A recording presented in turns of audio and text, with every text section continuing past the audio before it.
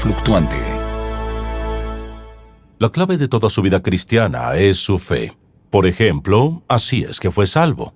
Y así tiene una relación personal con Dios por medio de su Hijo Jesucristo. Al disponerse a orar, siempre está la cuestión de la fe. Si se trata de sanar y pedirle a Dios que lo sane, siempre está de por medio la fe. De hecho, toda su vida diaria es una expresión de fe, ya sea su incredulidad, su duda o su fe.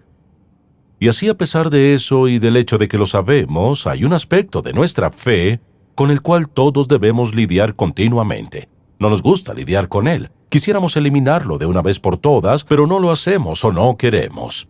Quisiera que me acompañe a Santiago capítulo 1, porque en este primer capítulo de Santiago, él trata este problema que tenemos. Y recordará que él escribe aquí para quienes pasan por dificultades, apuros y persecución, y luego, de presentarse en el primer versículo, comienza en el segundo diciendo: Hermanos míos, tened por sumo gozo cuando os halléis en diversas pruebas, sabiendo que la prueba de vuestra fe produce paciencia, mas tenga la paciencia su obra completa, para que seáis perfectos y cabales, sin que os falte cosa alguna. Y si alguno de vosotros tiene falta de sabiduría, pídala a Dios, el cual da a todos abundantemente y sin reproche, y le será dada. Pero pida con fe, no dudando nada, porque el que duda es semejante a la onda del mar, que es arrastrada por el viento y echada de una parte a otra. No piense pues quien tal haga que recibirá cosa alguna del Señor. El hombre de doble ánimo es inconstante en todos sus caminos. Quisiera que tenga el contexto de lo que Santiago dice aquí antes de llegar a este tema de la fe fluctuante, porque todo encaja. Y así esto es lo que dice. A medida que ellos quizá le respondían y le hablaban de sus dificultades y apuros, y le hablaban de sus pruebas, él les escribe para animarlos y les dice: tengan por sumo gozo cuando se hallen en diversas o varias tentaciones y pruebas. Eso no tiene sentido en absoluto. ¿Por qué debo regocijarme por el dolor, las heridas, y lo que no puedo cambiar y que no puedo alterar, y qué sucede en mi vida? Sin embargo, eso es lo que dice. Fíjese en lo que dice. Sabiendo que la prueba de vuestra fe produce paciencia, dice bien. Quiero que hagan esto, dice, quiero que se regocijen. Tengan por gozo cuando caigan en estas pruebas y estas tentaciones, ¿bien? En cierta versión dice tentación, pero la mejor palabra es pruebas, porque esta palabra aquí significa esos periodos de prueba que tienen un propósito en sí, es decir, que tienen un objetivo, que es que todos podamos salir de ello, con nuestra fe más fuerte y nuestro corazón más puro. Esos son dos resultados finales que Dios siempre tiene en mente, cuando nos permite pasar por dificultades y apuros, o nos envía esas cosas para purificar nuestro corazón y fortalecer nuestra fe. Así que dice, al pasar por estas cosas, dice, escuche, dice, lo que ocurrirá es que producirá paciencia. La paciencia es esa capacidad de aferrarse en nuestras palabras, de ser firme, de ser constante, pase lo que pase. ¿Qué se necesita? Se requiere fe. Y esa clase de fe, dice, será probada porque todos enfrentaremos esas circunstancias en la vida donde deberemos aprender paciencia, a permanecer en ella, a atravesar un valle y a seguir ahí hasta que Dios tenga a bien liberarnos o quiera guiarnos hasta el final. Y por eso dice, tened por sumo gozo. ¿Y qué voy a tener por sumo gozo? ¿Que paso por diversas pruebas y tribulaciones y heridas y dolor? No. Debo regocijarme en el hecho de que, como resultado de esto, aprenderé paciencia, aprenderé a andar en fe, mi corazón será más puro y mi fe será más fuerte y todos nos regocijamos por una fe más fuerte y un corazón más puro. Habla del hecho de que la paciencia es la forma en que Dios nos equipa, es decir, nos hace aptos para hacer aquello para lo cual nos creó. Al decir completa, significa que obrará en nuestra vida hasta que estemos perfectamente aptos para hacer lo que nos ordenó y para ser las personas que Dios quiere que seamos. No habla de perfección sin pecado. Habla de un continuo proceso de maduración que ocurre en nuestra vida cuando Dios está en proceso de equiparnos y capacitarnos para cumplir y lograr todo lo que nos ordenó, ¿bien? Luego dice, y si alguno de vosotros tiene falta de sabiduría, pídala a Dios, el cual da a todos abundantemente y sin reproche, y le será dada. ¿Y por qué mencionó la sabiduría? Porque se requiere una sabiduría superior a la humana para enfrentar dificultades, apuros y pruebas en la vida y persecuciones y malentendidos. Se requiere sabiduría superior a la nuestra. Se requiere sabiduría divina. Por lo tanto, cuando nos enfrentamos a todas estas circunstancias de la vida, si hemos de responder como es debido, necesitamos la sabiduría de Dios para saber enfrentar esas situaciones en nuestra vida que están fuera de nuestro control y no podemos cambiar. Y las cosas que no podemos alterar. Necesitamos su sabiduría. Y aquí dice entonces que para recibir la sabiduría que le permitirá resistir y salir con un corazón más puro y una fe más fuerte, y que Dios lo convierta en la persona que Él quiere, dice que esa clase de fe vendrá de Dios y se la pide y se la dará abundantemente. Dice que se la dará abundantemente y no le reprochará por ello. Dice, escuche, Él la da abundantemente y sin reproche, no volverá y discutirá con usted. Es decir, la da en abundancia. Pero dice, vea esto, dice, pero pida con fe, no dudando nada. Dice, porque el que duda es semejante a la onda del mar que es arrastrada por el viento. Dice, no piense pues quien tal haga que recibirá cosa alguna del Señor. Así, ¿qué hace Él? Crea la atmósfera aquí, persecución, dificultad, apuro, el proceso. Dios está en el proceso de enseñarnos paciencia, purificando el corazón, fortaleciendo la fe y dice que viene como resultado de responder sabiamente. Si respondo a los apuros, dificultades y pruebas con culpa, ira, dolor y amargura, y resentimiento y hostilidad y actitudes mordaces, Él dice que respondo de mal manera. Si respondo bien, necesitaré la sabiduría de Dios para poder oír las críticas, tomarlas, aceptarlas y avanzar. Seré capaz de aceptar la dificultad y apuros y ver a Dios y responder de forma sabia. Para hacer eso necesitaré sabiduría y viene como resultado de pedirle a Dios. Él está en abundancia dispuesto a hacerlo, pero si respondo bien saldré ganador y si no, no lo haré. Pero si lo que ocurre es que no pido con fe, que es como las olas del mar arrastradas por el viento, dice que no obtendré nada. Y además dice, hombre de doble ánimo, inconstante en todos sus caminos, ¿así? Él establece el patrón completo aquí sobre el tema de la debilidad de nuestra fe, la fe fluctuante. Bien, ¿cuál es la fe fluctuante? La fe fluctuante es la fe, escuche, que vacila, que va y viene de... Sí, creo que lo hará, no sé si lo hará. Sé que lo hará, no creo que suceda. Pensé que eso quiso decir, no creo que eso quiso decir. Estaba seguro de que eso decía, ya no estoy seguro de qué dice. Me arrodillé y le pedí, supe que lo haría y aún así, de algún modo, no estoy seguro. Esto es lo que dijo al pedir, digo, voy a confiar en Dios, aleluya, amén. Media hora después digo, oh Dios, espero que sí. Espero que lo haga. ¿Y qué pasa? Vacilamos. ¿Sabe qué dice? No piense que lo recibirá. Es una declaración muy fuerte. Quisiera que examinemos un momento qué nos hace fluctuar en nuestra fe. Hemos sido salvos por la gracia de Dios. Tenemos la Biblia, tenemos las promesas de Dios, sabemos lo que dice, sabemos que es un Dios de amor incondicional. Estaríamos de acuerdo en que es absolutamente fiel, Él es digno de confianza. Entonces, ¿qué nos hace zigzaguear y tambalear de un lado a otro y fluctuar en nuestra fe? ¿Por qué lo hacemos? Y quisiera que examinemos qué hace que nuestra fe vacile. Número uno es esto. Puede ser que no estemos seguros de lo que estamos pidiendo. No estamos seguros de la voluntad de Dios.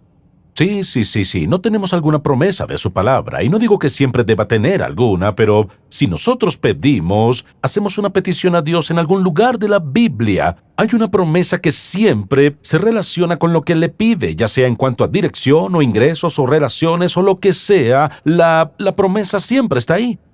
Así, si no sé cuál es su voluntad y le digo, Señor, te pido esto, ¿por dónde empiezo?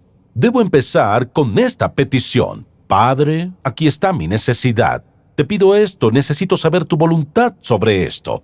Ahí empiezo. ¿En cuál es su voluntad? ¿Tengo derecho a pedirle a Dios que me muestre cómo orar por algo en particular? Sí. ¿Tengo derecho a esperar que Dios me muestre exactamente cómo pedirle o qué pedirle? Sí. ¿Él quiere que le pida lo correcto? Sí. ¿Está comprometido a mostrarme qué pedir? Sí. Por tanto, al decir, Dios, muéstrame tu voluntad sobre esto, ¿cómo debo orar por esto? No estoy seguro de que quieras esto para mi vida, muéstramelo. Dios tiene la obligación divina de mostrarle su voluntad sobre cómo orar por eso porque quiere que pida lo correcto. Él dice, pedid y se os dará, buscad y hallaréis, llamad y se os abrirá. Todo aquel que pide recibe, y a la persona que llama y busca ahí fuera le dice, Dios abrirá la puerta. Dios quiere que sepa, así que eso debe pedirle. Usted dirá, bien, ¿me dijo algo? Pues sí, creo que sí. Espere si dice, Señor, muéstrame qué hacer, muéstrame exactamente cómo orar por esto. Lo que el Espíritu de Dios le indique en su corazón que haga, comience a orar específicamente sobre eso. Antes que nada, si no quiero una fe fluctuante y quiero una fe fuerte, debo saber que lo que pido es la voluntad del Padre. La segunda causa es que a menudo la razón humana va en contra o está en conflicto con nuestra fe. Por ejemplo, la Biblia dice, pedid y se os dará, medida buena, apretada, remecida. El principio es este. Si está en necesidad de... Bueno, espere un minuto. Eso no tiene sentido. Por ejemplo, digamos que ahora necesito algo de ropa. La mía está gastada y las cosas van mal. Necesito un trabajo y no tengo dinero para comprar ropa. Y dice que si doy algo de lo que tengo, ¿voy a estar mejor? No tiene sentido, correcto. No es razonable, eso es correcto. Pero inténtelo. Verá que es cuestión de fe. Quisiera que vea esto. Algo que pasa cuando confiamos en Dios, ¿sabe qué pasa? El soberano, omnipotente y todopoderoso y omnisciente Dios, que es soberano de este universo, cuando todos confiamos en Él, se involucra en todo aquello con lo que estoy lidiando y en su increíble poder suple la necesidad, sea cual sea. Por eso no tiene que ser razonable. La vida cristiana no es razonable. Permítame preguntarle si le parece razonable esto. ¿Cómo pudo un hombre que murió hace 2000 años en una cruz hacer que 2000 años después le sean perdonados sus pecados y tenga absoluta seguridad cuando ese hombre, a quien nunca conoció ni nunca ha visto, murió hace 2000 años para que usted hoy sea perdonado? Eso no tiene sentido, salvo que sea Dios. Hay cosas que no tienen sentido salvo que sea Dios. Y así cuando piensa en cómo actúa Dios, Dios nos capacita en cualquier situación que estemos. ¿No tiene sentido? De acuerdo. Solo recuerde eso, no se supone que tenga sentido. Solo funciona porque Dios lo hace. Una tercera razón para hacerlo es esta. Cuando nuestros sentimientos eclipsan o superan nuestra fe. La mayoría tiene el mayor problema con su fe en relación con los sentimientos. Por ejemplo, alguien dirá, sí, le pedí a Dios que me muestre eso. ¿Tiene fe en Él? Bueno, ¿sabe? Sabe, la verdad es que no me siento digno de que Dios vaya a responder mi oración. Nunca será digno, olvídelo. Sentimientos de indignidad. Sentimientos, por ejemplo, de mi incapacidad yo solo, ¿sabe? Yo sé que le he pedido a Dios que me dé este trabajo y, bueno, ¿sabe? Estoy pensando en ello, no sé si podré manejarlo o no. Usted le pidió a Dios y Dios le dio el trabajo. ¿Por qué no cree que lo ayudará en eso? Él contestó su oración. Bueno, mire, solo me siento tan incapaz, me siento tan incompetente. O, ¿sabe? Le he pedido a Dios por esto y le pedí que me muestre esto y trabajo en esta relación, pero me siento tan culpable. ¿Culpable de qué? Bueno, culpable de mi pasado. ¿Le pidió a Dios que lo perdone? Sí. ¿Lo ha perdonado? Sí. Él dice, ¿sabe? Lo dice claro en su palabra. Si confesamos nuestros pecados, Él es fiel y justo para perdonarnos, para limpiarnos de toda maldad. ¿Le pidió perdón? Sí. ¿Lo perdonó? Sí. Pero mire, le aseguro que los sentimientos son un desastre total porque cambian continuamente, no a diario, sino momento a momento. Y escuche, si se guía por sus sentimientos, su fe se tambalea por todas partes. Eso me lleva a algo más y es una de las principales razones por las que fluctúa nuestra fe, y es porque solemos escuchar el consejo negativo de los demás. Muchas veces al enfrentar una situación, lo primero en lo que se piensa es en el teléfono. Mira, te diré lo que pasa, dime qué harías tú. Eso es lo peor que puede hacer. Mire, todo el mundo tiene consejos y todos tienen una opinión, escuche bien, porque a la mayoría le cuesta mucho esto.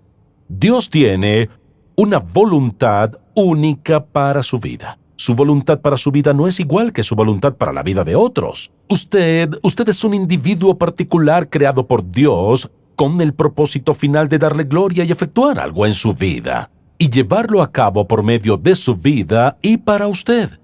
Por tanto, nadie conoce la voluntad de Dios para su vida. No significa que Dios no pueda dar a la gente entendimiento para dar un consejo sabio y piadoso, aunque al final debe tener la afirmación de Dios.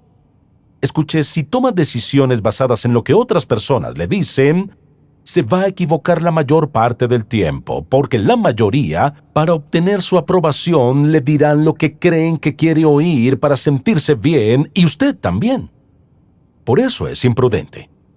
Y así, puede buscar consejo piadoso, pero incluso después de hacerlo, escuche, necesita que Dios confirme ese consejo de algún modo.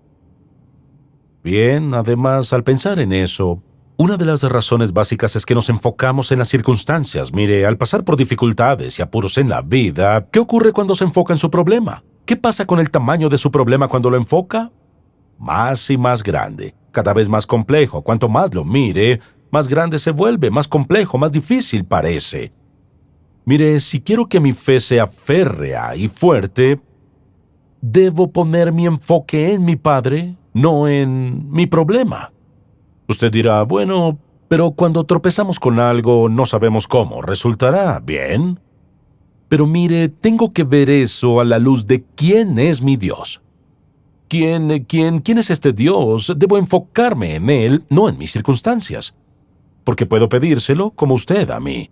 Usted considera su situación y sigue viéndola y midiéndola y sopesándola, y ésta se hace cada vez más grande y se vuelve más difícil de resolver todo el tiempo. ¿Y qué pasa? Decimos, Señor, y pienso en lo que significa esto en mi vida. Al llegar por primera vez a esta iglesia, llegué hace muchos años y vine como pastor adjunto, y luego votarían para nombrarme su pastor. Sabía que Dios me había dicho que iba a ser el pastor de la iglesia, aunque no se lo dije a nadie. Y algunas personas pensaban que Dios les había dicho eso, pero yo sé que fue arrodillado en un cuarto de hotel a las 4:30 de la tarde. Por cierto, estuve en West Palm Beach, Florida, y arrodillado junto a la cama, esto es lo que Dios dijo. Sabía que lo había dicho, aunque al ver a mi alrededor no había remedio. Es decir, iría a la iglesia, predicaría y oiría a toda esta gente que no me quería y se desharía de mí y esos planes que tenían sobre cómo lo harían y demás, y entré al cuarto a orar. Y entonces Dios me decía esto como nunca jamás lo había escuchado decirme algo. Vas a creer lo que ves, lo que oyes, lo que sientes, o creerás lo que dije. ¿Creerás lo que ves, lo que oyes, lo que sientes o lo que dije? Así que me alistaba el domingo en la mañana para predicar a un montón de personas que no me querían. Maravillosa experiencia, créanme. Pero ¿sabe qué? Yo la pasaba mal durante la semana, me hacían pasarla mal. Entraba al cuarto de oración el domingo, no era la única vez que estaba ahí, sino cada día. Entraba al cuarto antes de predicar y pasaba una media hora ahí y salía, y creerá que yo pensaba que todos me amaban. Pero tenía la más perfecta paz, la más absoluta e increíble seguridad. Pero aprendí algo. Cuando Dios le ha dicho algo, usted debe morir con ello y no cambiar de opinión. Dios me decía, ¿vas a creer lo que ves? Era malo. ¿Lo oyes? Era terrible. ¿Lo que sientes? Eso era horrible. ¿Creerás eso o creerás lo que dije? Hasta que finalmente decidí que creería lo que Dios decía y nada más. Y he sido su pastor casi 30 años. ¿Sabe qué? Mire,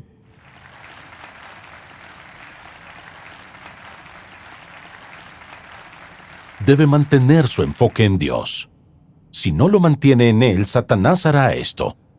Satanás hará todo lo que esté en su poder para hacer que usted mantenga su atención en las cosas que destruyen su fe.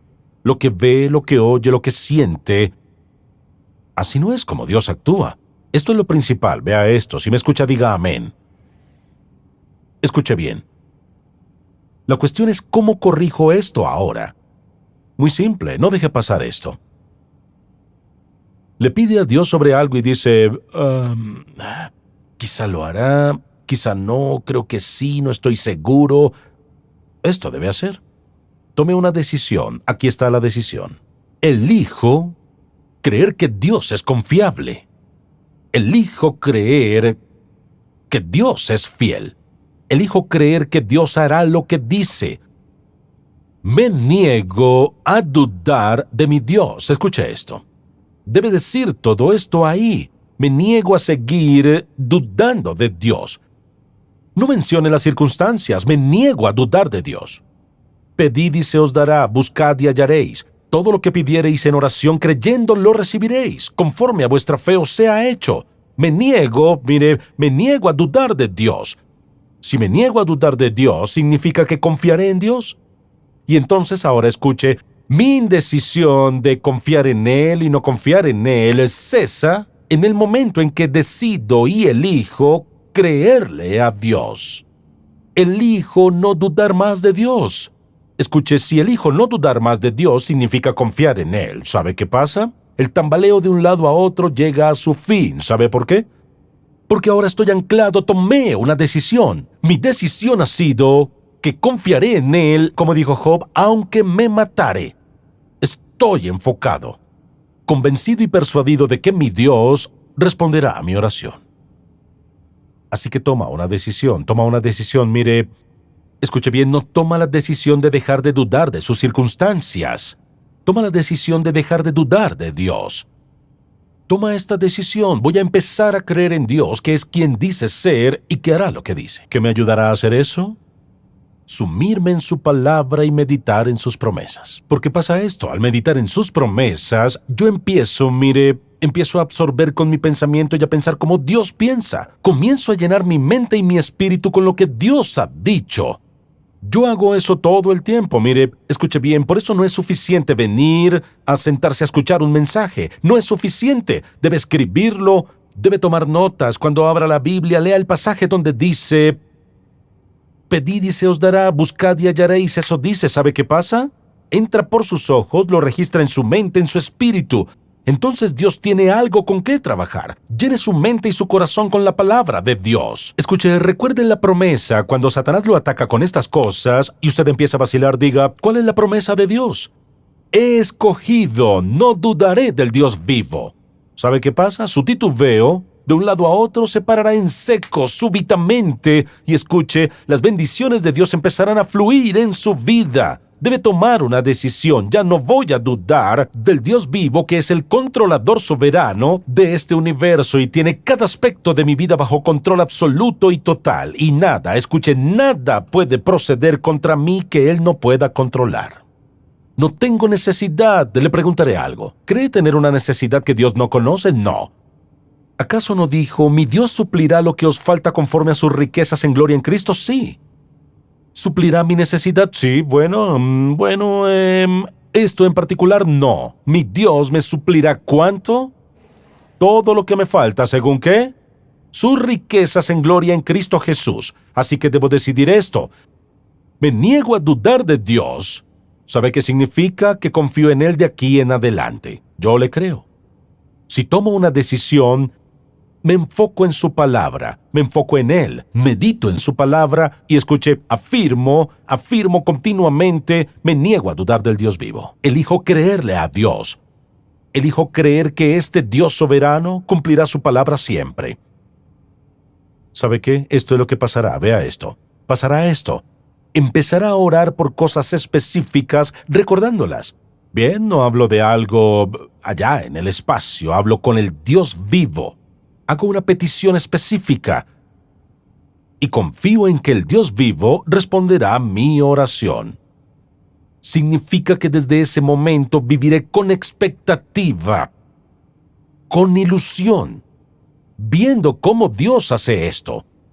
Es como una aventura, veré cómo Dios me entreteje en esto, cómo Dios suplirá esta necesidad, cómo me ayudará a superar esta dificultad, cómo me ayudará a superar este momento de adversidad y prueba. ¿Qué pasará? Comenzará a ver a Dios respondiendo peticiones porque usted no solo le habló al respecto, hizo una petición específica y la anticipó y tomó la decisión de creer que Dios responderá a su oración. Y las bendiciones de Dios comenzarán a fluir en su vida. Bendiciones que Dios, mire, reserva a favor de quienes confían en Él. Si cree que no está recibiendo su parte, si toma este mensaje y lo graba en su alma y lo practica a partir de hoy, sus circunstancias cambiarán. Y usted, escuche, usted abrirá las puertas y Dios lo bendecirá, fortalecerá, purificará su corazón, aumentará su fe y lo bendecirá en cada necesidad de su vida. Padre, te agradecemos por ser tan paciente y actuar con sencillez. Te mueves entre lo más difícil de nuestra vida, amándonos, capacitándonos, resguardándonos, fortaleciéndonos. Líbranos, Padre, de ser de doble ánimo, dos almas, dos mentes que buscan en dos direcciones la misma cosa. Que no haya más guerra civil, sino paz total en nuestro corazón. Que nuestra confianza esté en ti y solo en ti. En el nombre de Cristo. Amén.